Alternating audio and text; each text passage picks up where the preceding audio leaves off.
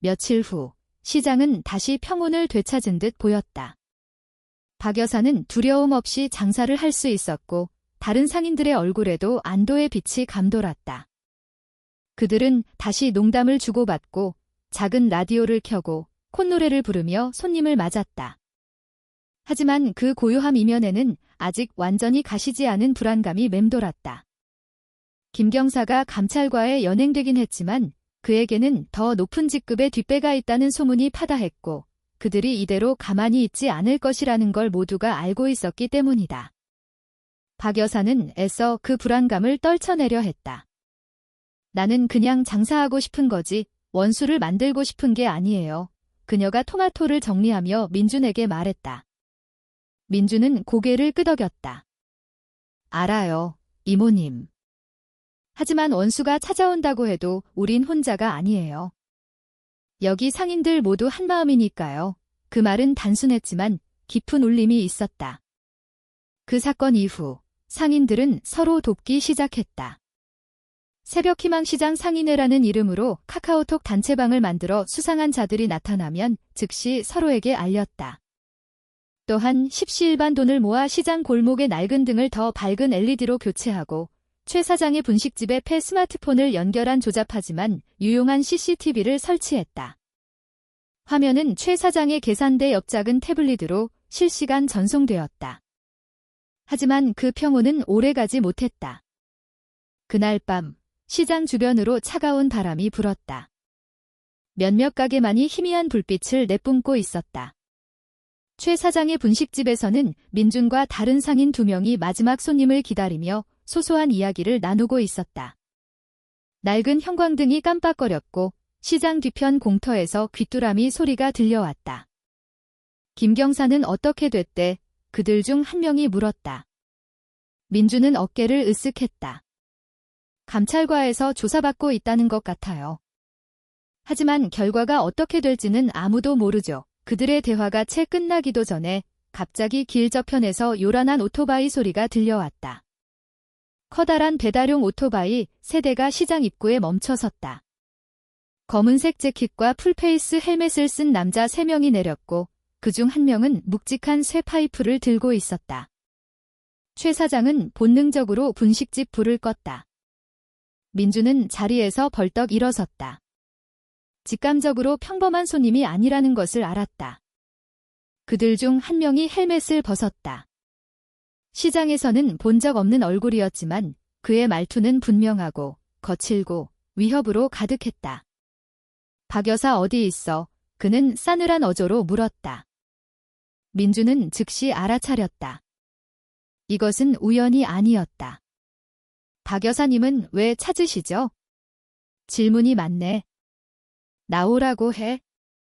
안 그러면 이 가게들 싹 다 밀어버릴 테니까 이민주는 침착하려 애썼다. 박 여사님은 퇴근하셨습니다. 시장도 문 닫았고요. 볼일 있으면 내일 아침에 다시 오시죠. 하지만 남자는 그를 날카롭게 쏘아보았다. 아, 내가 그 잘난 체 하는 놈이구나. 민준이 맞지? 민준은 순간 얼어붙었다. 누군가 이들에게 정보를 흘리지 않았다면 그들이 자신의 이름을 알 리가 없었다. 한밤중의 불길한 소식은 다음 날 아침 현실이 되었다. 시장은 아수라장이었다. 뒤편에 있던 몇몇 자판이 부서져 있었고 채소와 쌀 포대가 어지럽게 흩어져 있었다. 가게 유리는 산산조각 나 있었다. 상인들이 설치한 임시 CCTV도 사라지고 없었다. 박 여사는 자신의 자판 앞에서 망연자실했다. 그녀의 장사 미천이 절반쯤 망가져 있었다. 짓밟힌 토마토와 고추가 바닥에 널브러져 있었다. 이것은 단순한 강도질이 아니었다. 이것은 명백한 경고였다. 이모님, 아무래도 그놈들 짓인 것 같아요. 보복하는 거예요. 민준이 나지막이 말했다. 박 여사는 무거운 한숨을 내쉬었다. 이렇게까지 대담할 줄은 몰랐네요. 그날 이 경위가 다시 시장을 찾았다. 그의 얼굴은 이전보다 더 굳어 있었다. 저희도 이런 일이 생길 거라고 예상은 했습니다. 그가 말했다. 김경사는 조사를 받고 있지만 그의 외부 인맥들이 가만히 있지 않을 겁니다. 그럼 저들이 이렇게 마음대로 테러를 저질러도 된다는 겁니까? 민준이 분노에 차 물었다. 아닙니다. 반드시 추적할 겁니다. 하지만 의심스러운 상황이 발생하면 즉시 신고해 주시는 시민들의 도움이 필요합니다. 이경위는 언제든 연락할 수 있는 직통 번호를 알려주었다. 그러나 그 두려움 속에서 예상치 못한 한 가지가 피어났다. 상인들의 연대감은 오히려 더욱 강해졌다. 그들은 함께 시장을 청소하고 부서진 좌판을 수리하고 벽에 글씨를 썼다. 이 시장은 서민의 터전이며 누구에게도 짓밟히지 않는다. 그 글권은 작지만 의미 있는 저항의 상징이 되었다. 그렇게 2주가 무사히 흘렀다. 모두가 다시 안정을 찾아가는 듯 했다. 하지만 그날 오후 햇볕이 뜨겁게 내리쬐고 손님들로 붐비던 시간에 충격적인 사건이 발생했다. 시장 북쪽 입구에서 하얀색 봉고 트럭 한 대가 들어왔다. 평범한 인부 복장을 한 남자 3명이었지만 그들의 행동은 의심스러웠다. 그중 한 명이 빨간 기름통에서 액체를 꺼내 뒤편 좌판에 쌓인 빈 박스 더미에 뿌렸다. 사람들이 미처 상황을 파악하기도 전에 라이터 불꽃이 튀었고 화르륵 소리와 함께 불길이 치솟았다. 마른 채소 좌판과 비닐 포대를 태우며 불은 순식간에 번졌다. 불이다. 불이야. 사람들이 공포에 질려 소리쳤다. 손님을 맞이하던 박 여사는 즉시 달려나갔다. 민주는 다른 젊은 상인 2명과 함께 물탱크에서 물을 퍼와 불을 끄려 애썼다. 시장은 순식간에 아수라장이 되었다. 상인들은 비명을 지르고 상품은 버려졌으며 어린 아이들은 겁에 질려 울었다. 다행히 시민들의 빠른 신고 덕분에 소방차가 10분 만에 도착했고 불은 겨우 진압되었다. 하지만 뒤편 좌판의 상당수가 새까맣게 타버렸다. 모두가 충격에서 벗어나지 못하고 있을 때 이경위가 다시 나타났다. 그는 사복 차림의 경찰 2명과 함께였다. 그의 얼굴은 굳어 있었지만 눈에는 상인들에 대한 존중이 담겨 있었다. 이미 수사팀을 요청했습니다. 이것은 우연이 아닙니다. 또 다른 경고 메시지를 보낸 겁니다. 그가 말했다. 박 여사는 타다 남은 자신의 좌판을 바라보았다. 누가 보낸 메시지일까요? 경위님, 이 경위는 주위를 둘러보았다. 아직 단정할 수는 없지만 김 경사 일당과 관련 있을 가능성이 큽니다. 더 큰 조직이 있고 그들은 자신들의 불법적인 수입원이 끊기는 것을 원치 않는 겁니다. 민주는 주먹을 불끈 쥐었다. 그렇다면 저희도 가만히 있지 않겠습니다. 이 시장이 그런 쓰레기 같은 놈들한테 넘어가는 꼴은 못 봅니다. 그날 밤 상인들은 시장 근처 작은 상가 건물 회의실에서 긴급 회의를 열었다. 박 여사, 민준, 최 사장, 그리고 불을 함께 껐던 몇몇 젊은이들이 모였다. 이경위도 참석했다. 그는 제복 대신 평범한 재킷을 입고 있었다. 우린 더 이상 피해자로만 있을 수 없어요. 한 아주머니 상인이 말했다. 우리 시장은 우리가 지켜야 한다는 걸 저놈들에게 보여줘야 해요. 이경위는 그들을 한 명 한 명 바라보았다. 그 마음에 깊이 공감합니다. 하지만 여러분은 민간인이라는 것을 잊지 마십시오. 절대 사적으로 해결하려 해서는 안 됩니다. 저희에게 맡겨주십시오. 민준이 말을 이었다. 소란을 피우려는 게 아닙니다. 경위님. 그저 감시를 돕고 싶을 뿐입니다. 의심스러운 사람이 보이면 바로 신고하겠습니다. 이경위는 고개를 끄덕였다. 좋은 생각입니다. 내일부터 야간 잠복팀을 배치하겠습니다. 하지만 여러분도 계속 경계해 주셔야 합니다. 그때부터 일종의 시민 자율방범대가 조직되었다. 그들은 조를 짜서 밤마다 순찰을 돌았다. 손전등과 강목을 들고 때로는 최 사장의 분식집에 모여 커피를 마시며 시장을 지켰다. 한때 두려움으로 가득했던 시장은 이제 그 어느 때보다 단단해졌다. 평범한 채소 장수였던 박 여사는 이제 그곳 모든 이들에게 용기의 상징이 되었다. 하지만 그녀는 마음속으로 알고 있었다. 싸움은 아직 끝나지 않았다는 것을. 다음번의 보복은 더욱 잔인할지도 모른다는 불안감이 매일 밤 그녀를 찾아왔다. 며칠 후, 야간 순찰이 평소처럼 진행되던 중 지훈이라는 젊은 상인이 오랫동안 사용되지 않은 낡은 쌀 창고 근처에서 수상한 그림자를 발견했다. 그는 조용히 다가가 민준을 불렀다.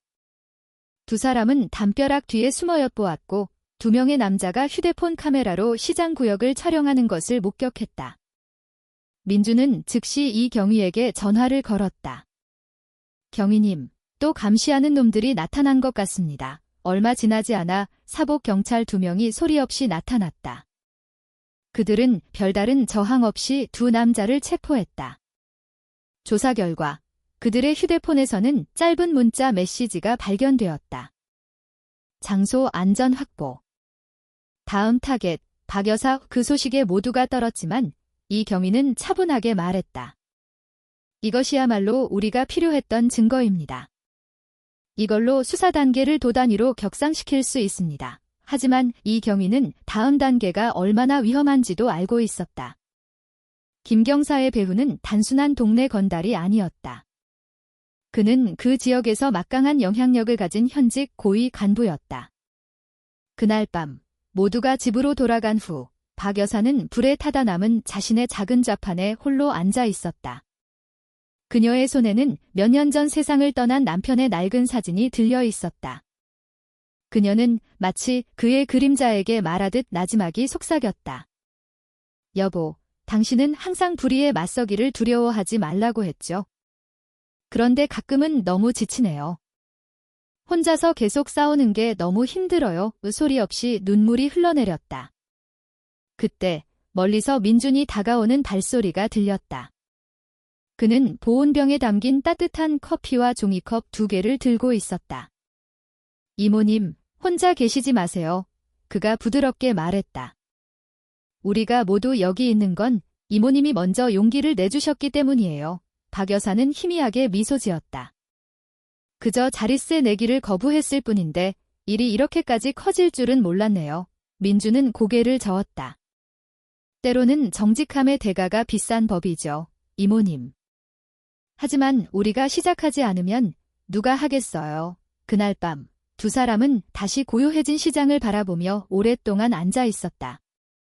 거창한 말은 없었지만 그들의 가슴 속에는 작은 확신이 자라나고 있었다. 진실은 폭력으로 이기는 것이 아니라 굴복하지 않는 용기로 지켜내는 것이라는 확신이. 그러나 그 밤의 끝자락, 멀리 떨어진 도로에 검은색 세단 한 대가 멈춰섰다. 차 안에 앉은 한 남자가 시장을 지켜보며 누군가와 통화하고 있었다. 그의 목소리는 낮고 단호했다.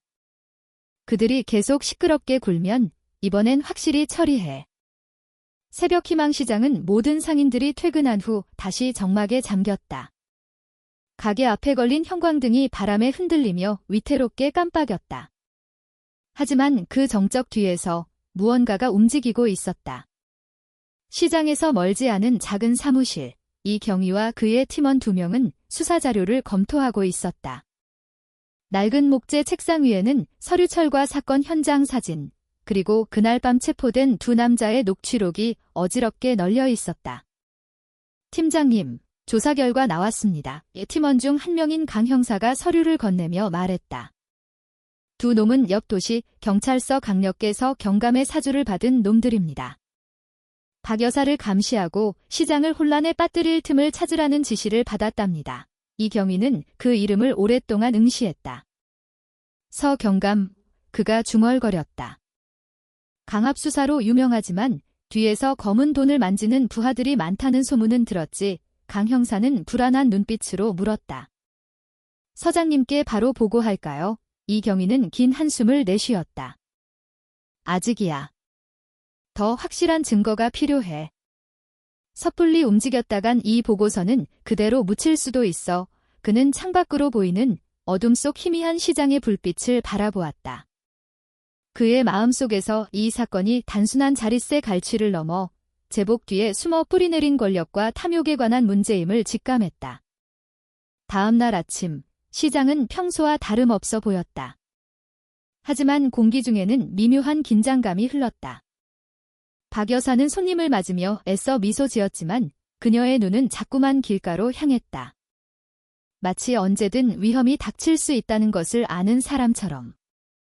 민준이 어제 불에 탄 좌판을 교체할 새 목재를 들고 왔다. 고마워요, 민준 씨. 세상 사람들이 다 민준 씨처럼 선하다면 얼마나 좋을까요? 박 여사가 작게 미소 지었다. 에이, 이모님. 전 그냥 제가 할 수 있는 걸 하는 거죠. 민준이 웃으며 답했다. 하지만 그의 웃음은 시장 입구에 멈춰서는 경찰 순찰차 2대를 보고 금세 사라졌다. 두 사람이 내렸다. 한 명은 사복 차림이었지만 걷는 모습과 태도에서 평범한 사람이 아님을 알 수 있었다. 그는 주위를 훑어보더니 박 여사의 좌판으로 향했다. 박 여사님 되시죠? 경찰서에서 나왔습니다. 그가 차갑게 말했다. 우리 경찰을 상대로 불법 자릿세를 걷는다고 허위 신고를 하셨다는 제보가 있어서 사실 확인차 나왔습니다. 그 박 여사는 그를 침착하게 마주보았다. 전 허위 신고를 한 적이 없습니다. 제가 겪은 일을 그대로 이야기했을 뿐입니다. 여기 모든 상인들이 증인입니다. 남자는 눈을 가늘게 떴다. 증인은 만들기 나름이죠, 아주머니. 말 조심하는 게 좋을 겁니다. 그 말을 듣고 있던 민준이 즉시 다가왔다. 선생님, 힘없는 사람 협박하지 마시죠. 공식적으로 하실 말씀이 있으면 법적 절차를 밟으십시오. 남자는 민준을 날카롭게 쳐다보더니 비릿하게 웃었다. 아, 이 친구가 여기 영웅인가? 그가 민준의 어깨를 강하게 툭 쳤다. 입 조심해. 때로는 주둥이가 총보다 더 위험한 법이거든. 그는 떠나기 전 박 여사를 다시 한번 쏘아보았다. 아주머니가 지금 어디에 서 있는지 잘 아시길 바랍니다. 그들이 떠난 후 시장은 잠시 침묵에 잠겼다. 몇몇 상인들이 걱정스러운 눈빛으로 바라보았다. 박 여사는 꿋꿋한 척했지만 민준은 그 협박이 결코 가볍지 않다는 것을 알았다. 그날 밤 이경희가 다시 박 여사의 작은 반지하 집에 몰래 찾아왔다. 그는 경찰차 대신 소리가 거의 나지 않는 낡은 스쿠터를 타고 왔다. 이모님, 부탁드릴 게 있습니다. 그가 조용히 말했다. 이모님 좌판에 녹음 장치를 설치해야겠습니다. 며칠 내로 그들이 다시 찾아올 겁니다. 그때 확실한 물증을 확보해야 합니다. 박 여사는 망설이는 눈빛으로 그를 보았다. 하지만 그들이 알게 되면 이경희는 고개를 저었다. 저희가 멀리서 지키고 있겠습니다. 이모님은 평소처럼 행동하시면 됩니다. 박 여사는 떨리는 마음으로 승낙했다. 그날 밤 그들은 판매대 아래에 작은 녹음기를 그리고 양파자루 더미 뒤에 초소형 카메라를 설치했다. 이틀 후 오전 10시 정각 두 남자가 다시 나타났다. 그중 한 명은 어제 협박하러 왔던 남자였다. 나중에 밝혀진 그의 이름은 박 실장, 서경감의 오른팔이었다. 그는 여유롭게 박 여사의 좌판으로 걸어왔다. 이야, 장사 잘 되시네. 그런데 아직 구역관리비는 안 내셨다고 그가 판매대를 툭 치며 말했다. 박 여사는 평정심을 유지했다. 전 정직하게 장사합니다. 누구에게도 돈을 낼 의무는 없습니다. 박 실장은 비웃었다. 깡이 보통이 아니시네. 듣자 하니 아주머니 때문에 곤란해진 사람들이 많다던데. 그들이 잘못했다면 그건 그들의 문제죠. 박 여사가 나지막이 답했다. 갑자기 박 실장이 고추가 담긴 바구니를 발로 찼다. 주변 사람들이 소리쳤다. 이봐요, 폭력은 쓰지 맙시다. 하지만 박 실장은 오히려 박 여사의 멱살을 잡았다. 마지막 경고다. 내일까지 돈 준비 안 해놓으면 이 좌판 다 엎어버릴 줄 알아. 순식간에 상황은 험악해졌다. 민준이 자신의 가게에서 달려와 박 실장을 거칠게 밀쳐냈다. 그만하시죠. 손대지 말라고 했습니다. 이 싸움이 벌어졌다. 박 실장이 짧은 단봉으로 민준을 내리쳤지만 민준은 팔로 맞고 주먹으로 반격했다. 다른 상인 몇몇이 합세했다. 인내심이 바닥난 상인들의 분노에 박 실장과 그의 부하는 순식간에 둘러싸였다. 그만하세요. 이러시면 안 됩니다. 박 여사가 당황해서 소리쳤지만 시민들의 분노는 이미 걷잡을 수 없었다. 잠시 후 멀리서 경찰 사이렌 소리가 들려왔다.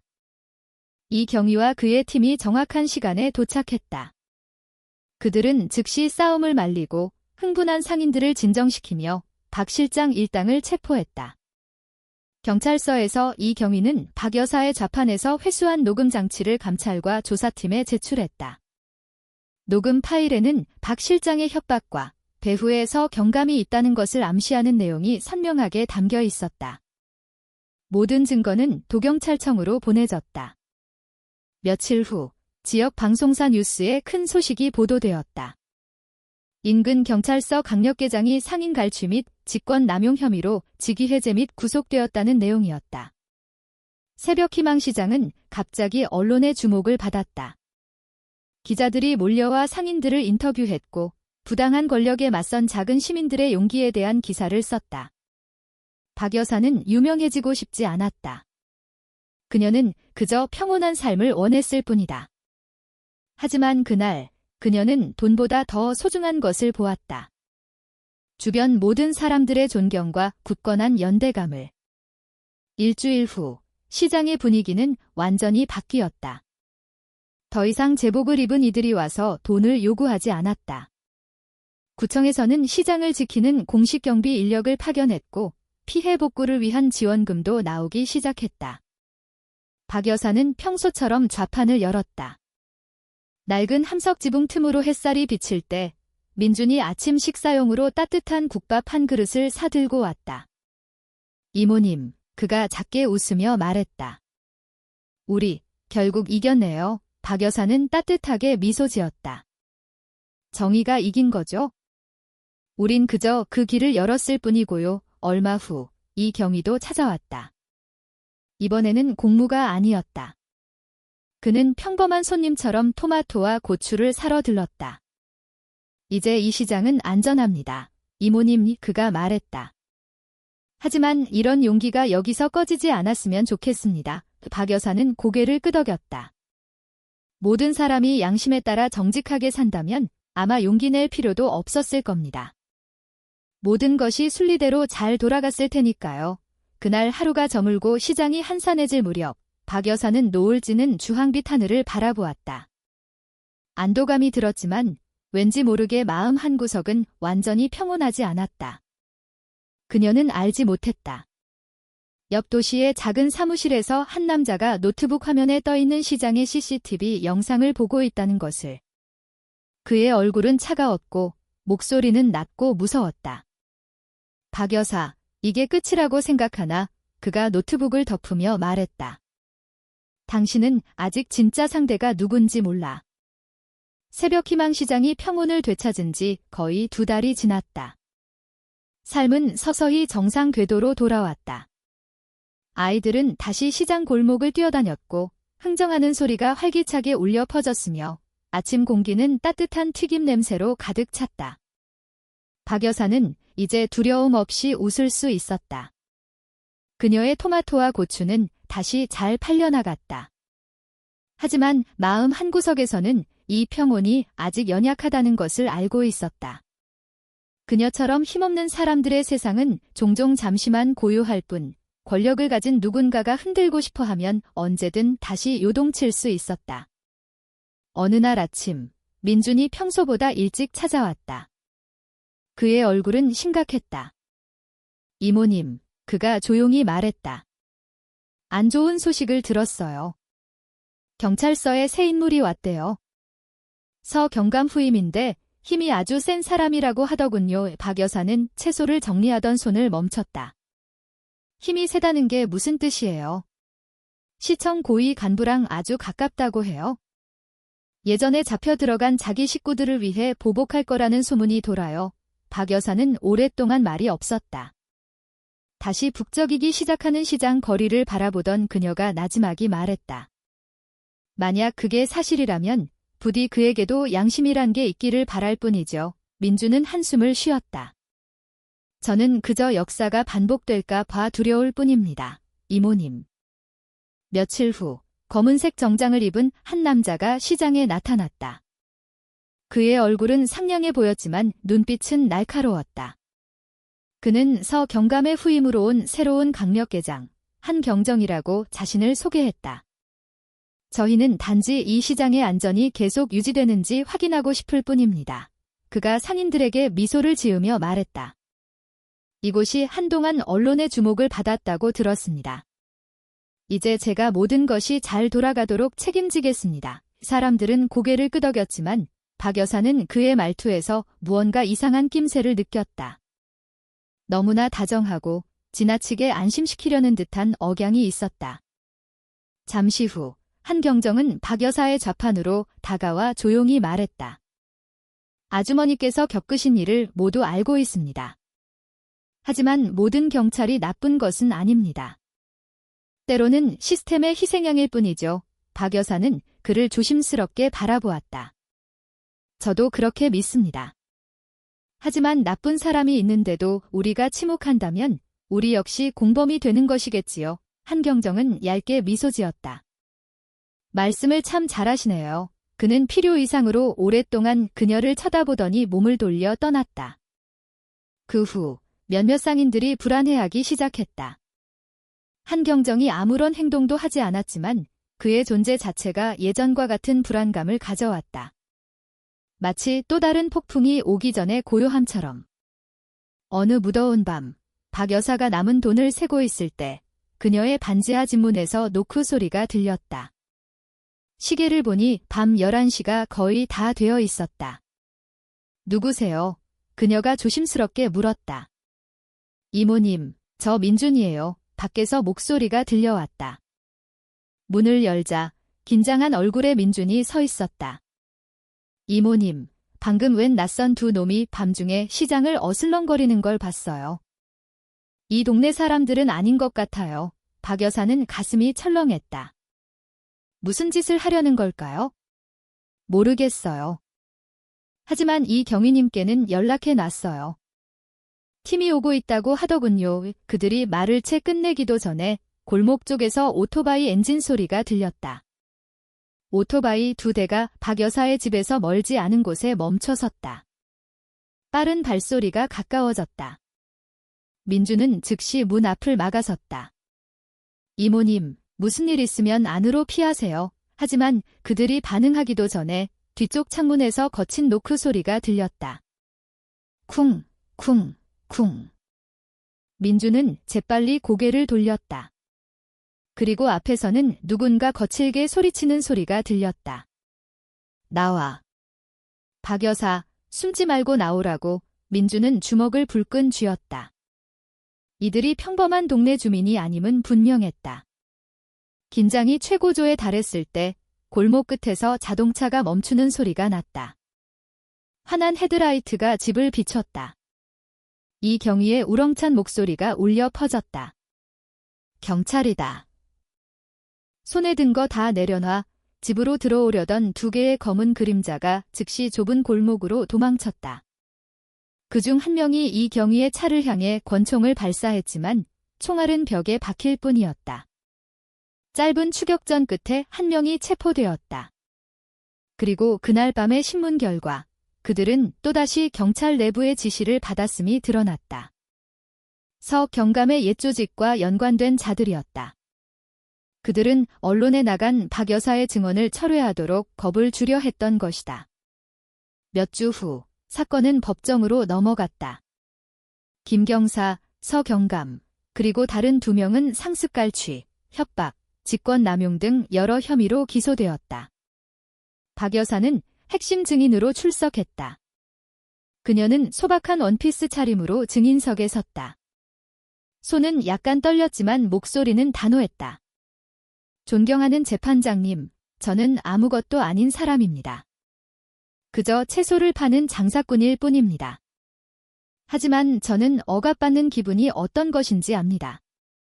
우리를 지켜줘야 할 제복을 볼 때마다 두려움을 느껴야 하는 심정이 어떤 것인지 압니다. 법정은 고요했다. 판사는 그녀를 오랫동안 바라본 후 조용히 말했다.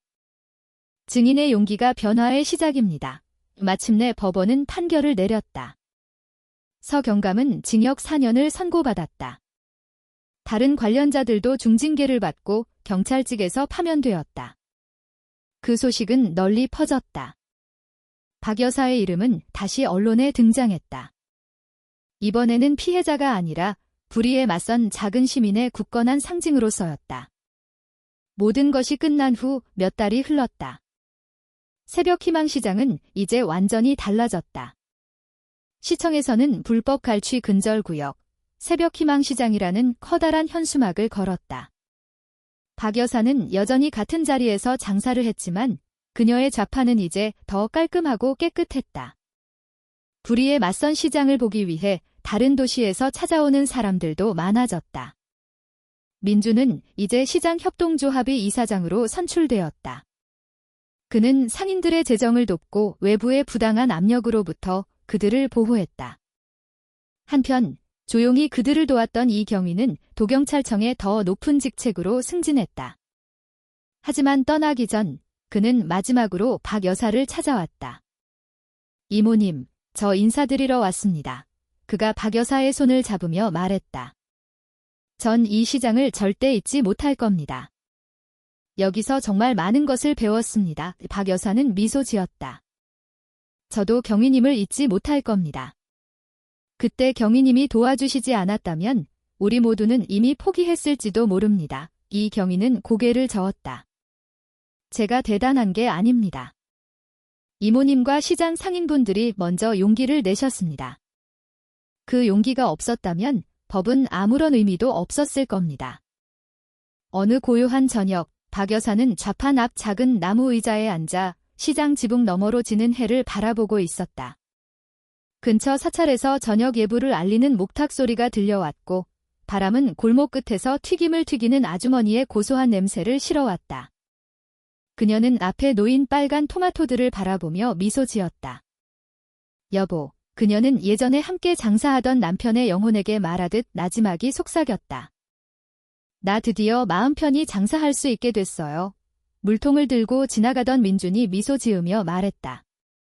이모님, 이 세상은 힘센 사람이 필요한 게 아니라 정직하려는 사람이 필요한 것 같아요. 박 여사는 고개를 끄덕였다.